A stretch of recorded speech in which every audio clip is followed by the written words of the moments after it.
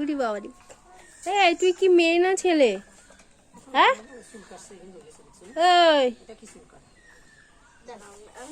ওই লাড্ডু জিজ্ঞেস কর, বল মেয়ে না ছেলে? তুমি মেয়ে না ছেলে গো? তুমি মেয়ে না ছেলে?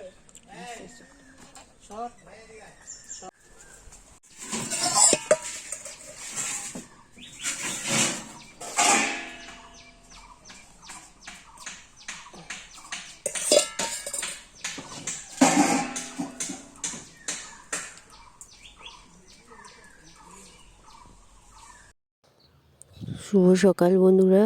তো আশা করি সবাই ভালো আছো, আর আমরাও ভালো আছি। আজকে আর একটা নতুন ব্লগ নিয়ে চলে এসেছি। আর এখন বাজে সকাল 6:30। আর দেখো স্নান টান হয়ে গেছে। স্নান টান করে ঠাকুর মন্দিরে চলে এসেছি আমাদের।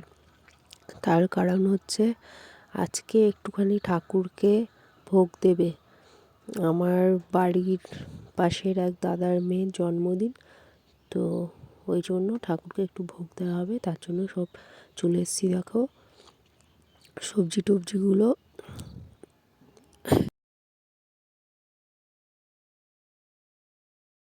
আর মা হচ্ছে ঠাকুর মন্দিরে পুজোটা দিয়েই তারপরে হচ্ছে আগুন জ্বালবে।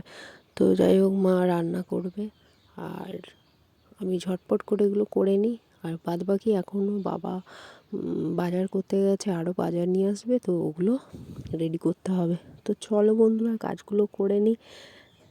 ভিডিওটা দেখতে থেকো, অবশ্যই ভালো লাগবে।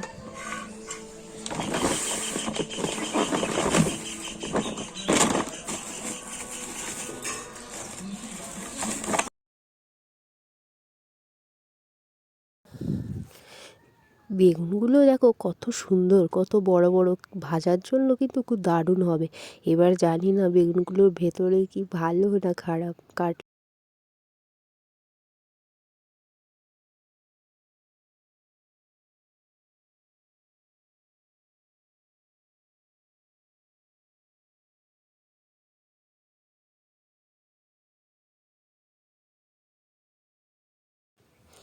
এখানে দেখতে পাচ্ছ বাবা বাজার নিয়ে চলে এসছে, আর অনেকগুলো জিনিস নিয়ে এসছে, মানে সবজি নিয়ে এসছে। তো দেখতে পাচ্ছ বন্ধুরা, বাবা আবার বাজার করে নিয়ে এসছে একটা ফুলকপি, আর এই যে আবার কুমড়ো নিয়ে এসছে, বেগুনগুলো দেখেছো কত বড় বড়, আর শসা, তারপরে এখানে রয়েছে সিম, টমেটো সব রয়েছে। তো এগুলো আমি এখন তৈরি করব। আর এখানে দেখতে পাচ্ছ কুমড়ো আর আলু ভাজার জন্য রেডি করে দিয়েছি। মা এদিকে যে গ্যাস জ্বেলে দিয়েছে। কি করছো? আগে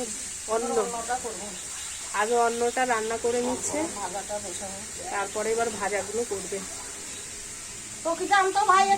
বাবা কি সুন্দর বেগুনগুলো এনেছিল, আর বেগুনগুলো না এত পোকা, দেখুন একটা বেগুন তো পুরো নষ্ট। দেখতে পাচ্ছ এই যে বেগুনের অবস্থা, উপর দিয়ে কত সুন্দর দেখতে, ভেতরে এরকম পোকা।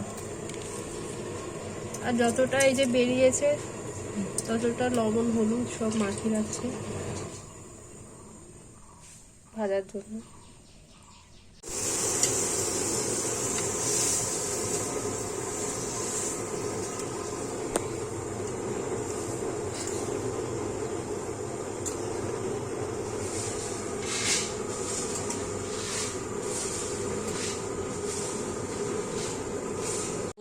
এবার হচ্ছে ফল রেডি করার পালা।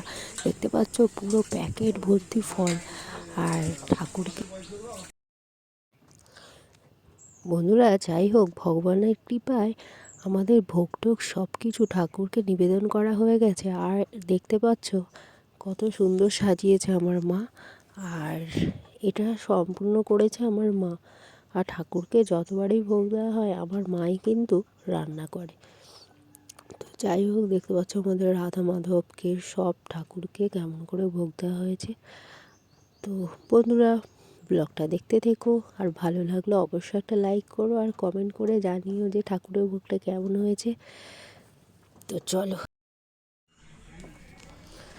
তো যাই হোক বন্ধুরা, সকলকে মানে বাড়ির আশেপাশে সবাইকে ঠাকুরের ভোগ দিয়ে আসা হয়েছে। তারপরে এখানে দেখতে পাচ্ছ একটা ডিশের মধ্যে আমি পরের দিন সকালবেলা আজকে হচ্ছে বসন্ত পঞ্চমী, সরস্বতী পুজো। তো সবাইকে জানাই, সব বন্ধুদের জানাই সরস্বতী পুজোর প্রীতি ও শুভেচ্ছা আমি এখন ভালোবাসা। রেডি হয়ে গেছি, স্কুলে যাব পুষ্পাঞ্জলি দিতে। আজকে সরস্বতী পূজা।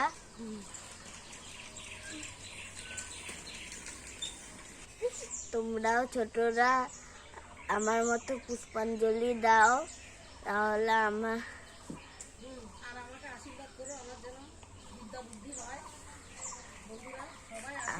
আমার যেন বিদ্যা বুদ্ধি হয়।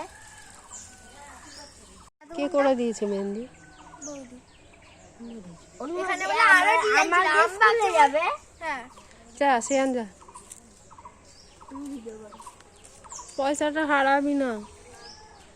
প্রণাম করাবো।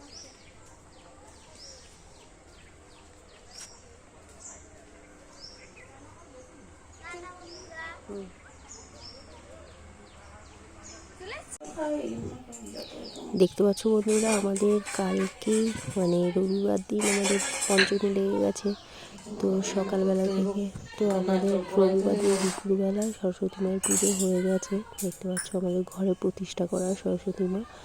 আর আজকে হচ্ছে সোমবার, তো মা এখন পুজো দিতে এসছে মন্দিরে। বন্ধুরা এখন হচ্ছে ওই